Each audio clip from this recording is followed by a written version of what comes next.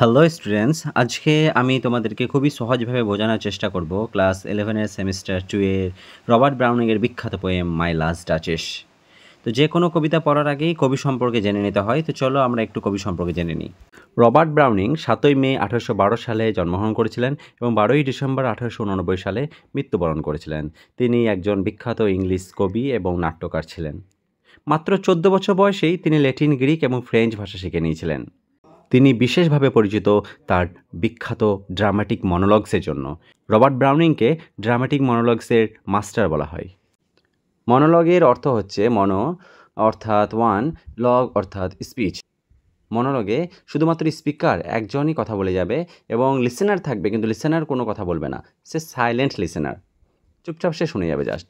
আর dialogue তো তোমরা জানোই, ডায়ালগ হচ্ছে একাধিক ব্যক্তির কথোপকথন, যেখানে উভয় ব্যক্তি কথা বলে, সেটাই হচ্ছে ডায়ালগ। এবং যেখানে একটাই ব্যক্তি কথা বলে যাবে এবং শ্রোতা থাকবে একজন বা দুইজন বা আরও বেশি, সেটাই হচ্ছে মনোলগ।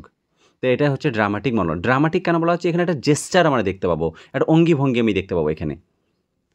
রবার্ট ব্রাউনিং একজন আশাবাদী কবি ছিলেন এবং তার কবিতার মধ্যে একটা অবস্কিওর অ্যাম্বিগুইটি আমরা লক্ষ্য করতে পারি, একটা ঝাপসা গুপ্ত জিনিস, রহস্যময় জিনিস আমরা একটা খুঁজে পাই তার কবিতার মধ্যে। এবং এছাড়াও তার কবিতার মধ্যে আইরনিক্যাল টোন পাই। আইরনিক্যাল টোন অর্থাৎ ব্যঙ্গাত্মক, যেটা বলছে সেটা মিনিং করছে না। যদি আমি বলি হ্যাঁ তুমি তো খুব ভালো স্টুডেন্ট, অর্থাৎ তুমি ভালো স্টুডেন্ট নাও, সেই টাইপেই, সেটা হচ্ছে আইরনি, ব্যঙ্গ। রবার্ট ব্রাউনিং এলিজাবেথ ব্যারেটের পোয়েম পড়েছিলেন এবং তারপর তার সঙ্গে সাক্ষাৎ করেছিলেন 1845 সালে এবং তারা বিবাহ বন্ধনে আবদ্ধ হয়েছিলেন 1846 সালে। এলিজাবেথ ব্যারেটের বাবা এই বিয়েতে মত দেননি এবং তারা কি করছিলেন, ইংল্যান্ড থেকে তারা ইটালিতে চলে যায় এবং সেখানে তারা লিখতে শুরু করে একসঙ্গে। পরে যখন তার ওয়াইফ এলিজাবেথ ব্যারেট ব্রাউনিং মারা যান 1861 সালে, তখন রবার্ট ব্রাউনিং আবার লন্ডনে ফিরে আসেন। এই যে কবিতাটা আমরা পড়তে চলেছি, সেই কবিতাটা নেওয়া হয়েছে ড্রামাটিক লিরিক্স থেকে, যেটা 1842 সালে পাবলিশ হয়েছিল। কবিতাটি হচ্ছে 56 লাইনের কবিতা এবং সেটা রাইমিং কাপলেটে ভাগ করা আছে। যেটা রাইম স্কিম হচ্ছে A A B B C C D D এভাবে চলেই যাচ্ছে। এই কবিতার থিম কি? এই কবিতার থিম হচ্ছে objectification of women, control and manipulation, social status. অর্থাৎ এই কবিতাতে মহিলাকে একটা অবজেক্ট হিসেবে ধরা হয়েছে, মহিলার ওপর একটা কন্ট্রোল রাখা হচ্ছে, যে এই তার সীমা, এই সীমার বাইরে সে যেতে পারে না, তাকে ম্যানিপুলেট করা হচ্ছে, নিজের কাজে ব্যবহার করা হচ্ছে। এবং এখানে সোশ্যাল স্ট্যাটাস বজায় রাখা হচ্ছে। কে বজায় রাখছে? ডিউক। কবিতার নাম হচ্ছে মাই লাস্ট ডাচেস। ডাচেস হচ্ছে ডিউকের ওয়াইফ। এই ডিউক ওয়ার্ডটা এসেছিল ল্যাটিন ওয়ার্ড ডাক্স থেকে, যেটা মানে হচ্ছে লিডার। হ্যাঁ, ডিউক হচ্ছে লাইক এ কিং, কিংয়ের মতোই, বা কিংয়ের চেয়ে, রাজার চেয়ে একটু নিচু পদে বলতে পারো। এবং ডাচেস হচ্ছে সেই ডিউকের ওয়াইফ। তোমাদেরকে আগেই বললাম যে এটা হচ্ছে একটা ড্রামাটিক মনোলগ, অর্থাৎ এখানে একটা স্পিকার থাকবে এবং অবশ্যই একটা লিসেনারও থাকবে। লিসেনার কিন্তু সাইলেন্ট লিসেনার। এখানে স্পিকারটা হচ্ছে ফেরারার ডিউক। ফেরারা একটা জায়গা, সিটি ইন ইটালি, সেখানকার ডিউক। সে ওয়েলথি, ধনসম্পদশালী, অ্যারোগ্যান্ট, অহংকারী, উইডোয়ার, বিপত্নিক। তার স্ত্রী মারা গিয়েছে। অ্যাকচুয়ালি তার স্ত্রী মারা যায়নি, সেই হত্যা করেছে। কেন করেছে আমরা পরে গিয়ে দেখব। তাহলে এই ডিউকটার নাম কি? সে হচ্ছে অ্যালফান্সো দ্য সেকেন্ড। সে হচ্ছে the 5th duke of Ferrara. ফেরারার 5 নাম্বার ডিউক সে। এই ডিউক মাত্র 24 বছর বয়সে লুক্রেজিয়াকে বিয়ে করে। তখন লুক্রেজিয়ার বয়স ছিল 13 বছর। সে হচ্ছে গ্র্যান্ড ডিউক অফ তুস্কানির মেয়ে। লুক্রেজিয়া মারা যায় মাত্র 17 বছর বয়সে। এবং তারপর ডিউক আবার বিয়ে করতে চায়। কাকে বিয়ে করতে চায়? Roman emperor Ferdinand the first, তার মেয়েকে। তার নাম হচ্ছে বারবারা। এই বারবারাকে বিয়ে করতে চায়। এবং এই কবিতার যে লিসেনার, সেই লিসেনার হচ্ছে অ্যাকচুয়ালি ঘটক। সেই বিয়েটা লাগাচ্ছে। ডিউক নিজের স্ত্রীকে হত্যা করেছে এবং তারপর আবার বিয়ে করতে চায়। এখানে যে লিসেনারের কথা বলা হয়েছে, সম্ভবত সেটা নিকোলাস মাদ্রাজের কথা বলা হয়েছে। হ্যাঁ, সে হচ্ছে ম্যারেজ ব্রোকার বা মেসেঞ্জার হিসেবে এসেছে। এবং এই মাই লাস্ট ডাচেসটাকে সে হচ্ছে লুক্রেজিয়া। তো চলো শুরু করি। That's my last duchess painted on the wall. এই হচ্ছে আমার শেষ ডাচেস, যার ছবি এই ওয়ালে পেন্ট করা রয়েছে। হতে পারে ওয়ালে পেন্ট করা আছে বা ঝুলানো আছে, এটাও হতে পারে। তো এখানে স্পিকার ডিউক অফ ফেরারা তার শ্রোতার উদ্দেশ্যে বলছেন, হ্যাঁ মেসেঞ্জারের উদ্দেশ্যে বলছেন, যে একটা ছবিকে দেখিয়ে তিনি বলছেন যে এই হচ্ছে আমার লাস্ট ডাচেস, যার ছবিটা এই দেওয়ালের মধ্যে আঁকা রয়েছে। Looking as if she were alive. দেখে মনে হচ্ছে তিনি যেন এখনও জীবিত। অর্থাৎ এই লাইনটাতে আমরা বুঝতে পারলাম যে সি ইজ ডেড, সে আর জীবিত নেই। I call that piece the wonder now. আমি এখন এই পিসটাকে, এই পোর্ট্রেটটাকে, এই ছবিটাকে কি বলি? ওয়ান্ডার, চমৎকার বলি, ম্যাগনিফিসেন্ট বলি। অর্থাৎ এখানে ডিউক তার ছবির নাম করছেন, ছবির বড়াই করছেন আর কি। Fra Pandolf's hand work busily a day. এবং এই ছবিটা কে এঁকেছিল? ফ্রা প্যান্ডলফ এঁকেছিলেন, বিখ্যাত একটা পেইন্টার। অর্থাৎ এখানে ডিউক নিজের আভিজাত্যটাকে দেখাতে চাইছেন যে হ্যাঁ, আমার ছবিটা কোনো ছোটোখাটো লোক আঁকেননি, এটা কে এঁকেছেন? ফ্রা প্যান্ডলফ এঁকেছিলেন। এবং তিনি এই কাজটা মাত্র 1 ঘন্টা 2 ঘন্টা করেই চলে যাননি। তিনি এর ডে সারা দিন ধরে ব্যস্ততার সঙ্গে কাটিয়ে, ব্যস্ততার সঙ্গে এই ছবিটা তিনি এঁকেছিলেন সারা দিন ধরে, শুধুমাত্র আমার জন্য। অ্যান্ড দ্য অ্যাসিস্ট্যান্টস, এবং তার ফলেই তার স্ত্রী সেখানে দাঁড়িয়ে আছে। Will it please you sit and look at her? আপনি কি প্লিজ বসবেন এবং তাকে দেখবেন? অর্থাৎ কি করবে লোকটা, মেসেঞ্জার কি করবে সেটাও ডিউক বলে দিচ্ছে। হ্যাঁ, ডিউক এখানে কি করছে? নিজের যে প্রভুত্বটাকে সেটাকে বজায় রাখতে চাইছেন, এবং তার ফলেই যে লিসেনার তাকে তিনি বলছেন যে আপনি এখানে বসুন এবং তারপর দেখুন। I said Fra Pandolf by design. এই যে ফ্রা প্যান্ডলফ ছবিটা এঁকেছিলেন, কিন্তু বাই ডিজাইন, ডিজাইনটা কে দিয়েছিল? অর্থাৎ ইন্টেনশনালি। বাই ডিজাইন মানে বলতে পারো যে ইন্টেনশনালি, উইলিংলি। আমি বলেছিলাম বলেই সে করেছিল। For never read strangers like you that picture countenance. হ্যাঁ, আপনাদের মতো স্ট্রেঞ্জার, অপরিচিত লোকরা কখনোই এই ছবি দেখতে পায় না। পিকচার্ড কাউন্টেনেন্স বলতে তিনি বলতে চাইছেন এখানে তার মুখের যে এক্সপ্রেশন সেটাকে বলতে চাইছেন। এটা সাজেস্ট করছে যে ডিউকের ওয়াইফকে সবসময় স্ট্রেঞ্জারদের কাছ থেকে দূরে রাখা হতো, তাদেরকে দেখতে দেওয়া হতো না, তারা দেখতে পেত না। এটা একটা কন্ট্রোল। ডিউক তার স্ত্রীকে একটা কন্ট্রোলের মধ্যে রাখতে চেয়েছিলেন আগেও, আর এখনও রাখেন। তার মারা যাওয়ার পরেও কি করছে? ডিউকই কন্ট্রোল করছে যে হ্যাঁ, আমার ওয়াইফের ছবি কে দেখবে এবং কে দেখবে না। The depth and passion of its earnest glance. অর্থাৎ এই ছবিটার মধ্যে, এই পোর্ট্রেটটার মধ্যে একটা ডেপথ রয়েছে, একটা গভীরতা রয়েছে, একটা প্যাশন, একটা আবেগ রয়েছে।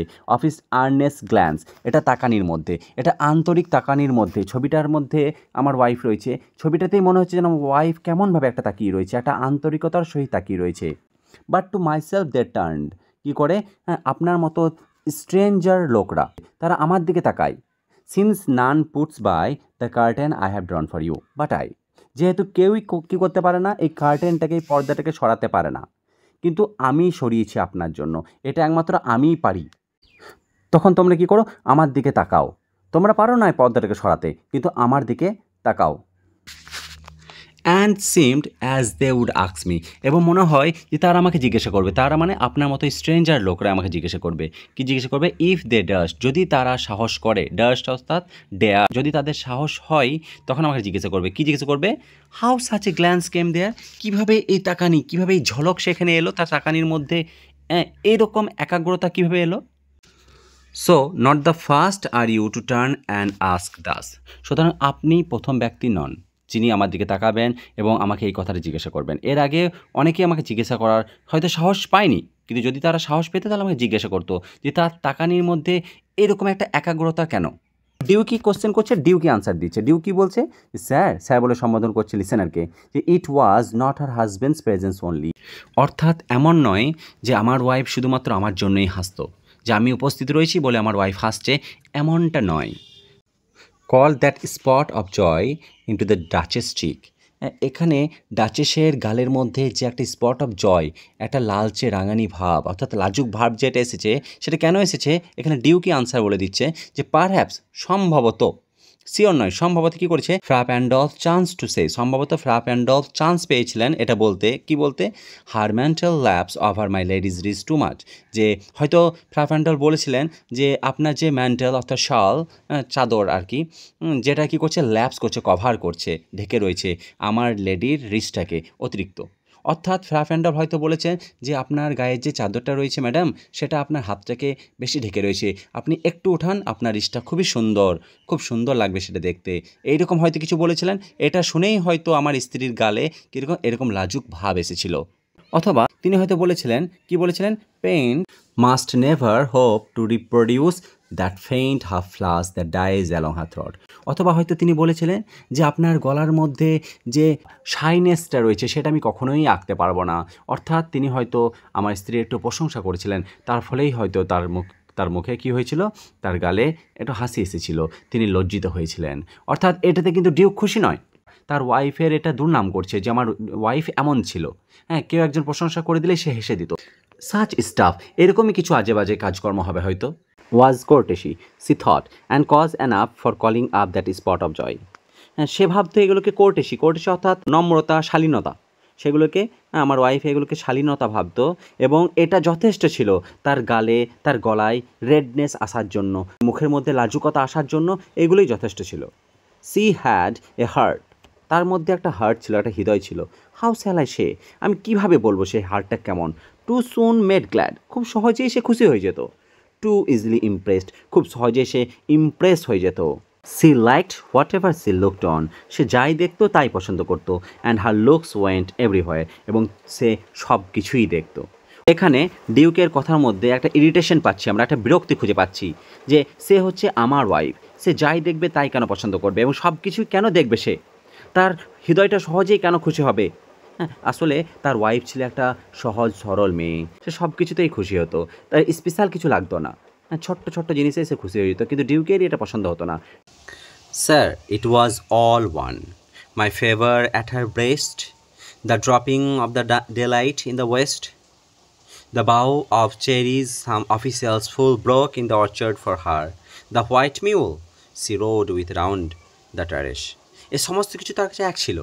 অর্থাৎ যদি মাই ফেভার অর্থাৎ আমার অনুগ্রহ, আমি যদি খুশি হয়ে তাকে গলার একটা নেকলেস দিতাম একটা ডায়মন্ডের, সেটাতে সে যতটা খুশি হতো, সূর্য যখন ডুবতো পশ্চিম দিকে একইভাবে সে খুশি হতো। অর্থাৎ আমার জিনিসটা কোনো যেন আমাকে মনে হতো কোনো মূল্যই দিল না। দ্য বাউজ অফ চেরিজ, অর্থাৎ কোনো বোকা মানুষ, কোনো অফিসিয়াল ফুল যদি তার জন্য বাগান থেকে, ফলের বাগান থেকে, অর্চার্ড থেকে যদি তার জন্য একগুচ্ছ চেরি ফল আনতো, সে যেন একইভাবে খুশি হতো। বা হোয়াইট মিউল, অর্থাৎ খচ্চর বলতে পারো, খচ্চর বা ঘোড়া টাইপের কিছু একটা, হ্যাঁ, সেই মিউলের ওপর সে যখন চাপতো, টেরেসে যখন ঘুরে বেড়াতো, সে একইভাবে খুশি হতো। অর্থাৎ সূর্য ডুবছে পশ্চিম দিকে, সে যেমন খুশি হতো। হ্যাঁ, কোনো বোকা লোক বাগান থেকে যদি চেরি ফল এনে দিত তাকে, সে যেমন খুশি হতো। হোয়াইট খচ্চরের ওপরে চেপে সে যখন কোথাও ঘুরতো একটু বারান্দার মধ্যে, যেমন খুশি হতো। আমি খুশি হয়ে তাকে বহু দামি একটা গিফট দিতাম, হ্যাঁ, সেই গিফট পেয়েও সে একই খুশি হতো। অর্থাৎ ইট ওয়াজ অল ওয়ান, এই সমস্ত কিছুই তার কাছে এক ছিল। All and each would draw from her like the approving speech, এবং এই সমস্ত কিছু তার কাছে একই সমানভাবে প্রশংসা পেত। আমি তাকে খুশি হয়ে গলার হার দিতাম, সেটাতে আমি যেমন প্রশংসা পেতাম, কেউ একটা বাগান থেকে যখন একগুচ্ছ চেরি ফল এনে দিত, একই প্রশংসা পেত। অর ব্লাস অ্যাটলিস্ট, বা সে একইভাবে ব্লাস করতো, লাজুক হয়ে যেত। সি থ্যাঙ্কড ম্যান, সে মানুষদেরকে কী করতো, ধন্যবাদ দিত। গুড, ভালো, মানুষদেরকে ধন্যবাদ দিত ভালো, বাট থ্যাঙ্কড সামহাও, কিন্তু কেমনভাবে যেন ধন্যবাদ দিত। আই নো নট হাউ, আমি জানি না সেটা কেমন ভাব। As if she ranked my gift of a 900 years old name with anybody's gift, সে কী করতো, একই র্যাঙ্ক দিত।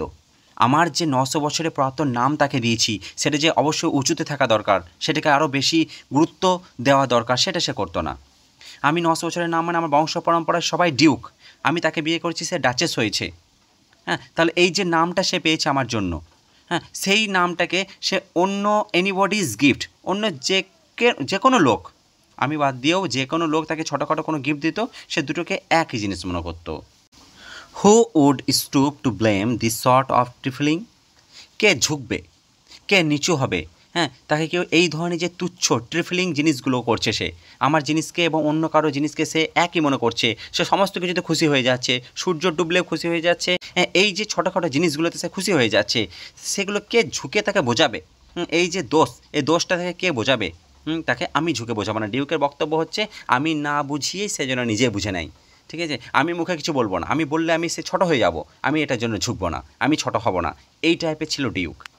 Even you had skill in speech, সম্ভবত আপনারও স্কিল আছে কথা বলার মধ্যে। কী কথা, to make your will quite clear to such and one, সম্ভবত আপনি কী করতে পারবেন, আপনি ক্লিয়ার করতে পারবেন যে হ্যাঁ আপনি কী চাইছেন কী চাইছেন না। হুইচ আই হ্যাভ নট, এই স্কিলটা আমার মধ্যে নেই, এই কথা বলার স্কিলটা আমার মধ্যে নেই, সম্ভবত আপনার মধ্যে আছে, এবং আপনি বলতে পারবেন যে কী বলতে পারবেন, just this or that you disgust me, যে এই জায়গায় এই কাজকর্ম আমাকে বিরক্তি করছে। হিয়ার ইউ মিস, এখানে তুমি একটু ভুল করছো। অর এক্সিড দ্য মার্ক, বা এখানে তুমি সীমা অতিক্রম করে ফেলছো। এইসব কথা যদি আমি বলতাম তাকে, তাহলে কী হতো, আমি ছোট হতাম। আমি এরকম কথা তাকে বলতে পারি না, এরকম কথা তোমার মধ্যে হয়তো বলা দক্ষ থাকতে পারে, কিন্তু আমার মধ্যে নেই। And if she let herself to be lessen show, যদি সে কথাগুলো আমি যদি তাকে বলতাম, যদি সে শুনেও নিত, এটা মেনেও নিত, nor plainly set her wish to yours, তবুও সে কী করতে পারতো না তুমি যেমন চাইছো, হ্যাঁ, হার উইশটাকে, তার বুদ্ধিকে তোমার মতো করতে পারতো না। তুমি যেমন চাইছো ফরসুদ মানে সত্যি সত্যি সে সেরকম করতে পারতো না। মেড এক্সকিউজ, সে অজুহাত দিত।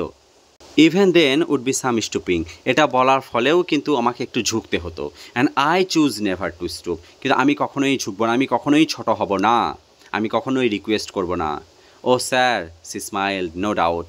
হ্যাঁ, স্যার আবার শ্রো থেকে বলছেন, ও স্যার, সি স্মাইল, সে হাসতো, নো ডাউট, কোনো সন্দেহ নেই। কখন হাসতো? Whenever I passed her, যখনই আমি তার পাশ দিয়ে পেরিয়ে যেতাম সে হাসতো, খুশি হতো। But who past without much the same smile, কিন্তু অন্য যে কোনো লোক যখন পেরিয়ে যেত সে যেন একই হাসি হাসতো। দিস গ্রিউ, এটা বেড়েই গেল, বেড়েই গেল, বেড়েই গেল। আই গেভ কমান্ডস, তখন আমি কি করলাম? আমি আদেশ দিলাম। কি আদেশ দিলাম? হ্যাঁ, টু কিল হার, হ্যাঁ, তাকে হত্যা করার আদেশ দিলাম।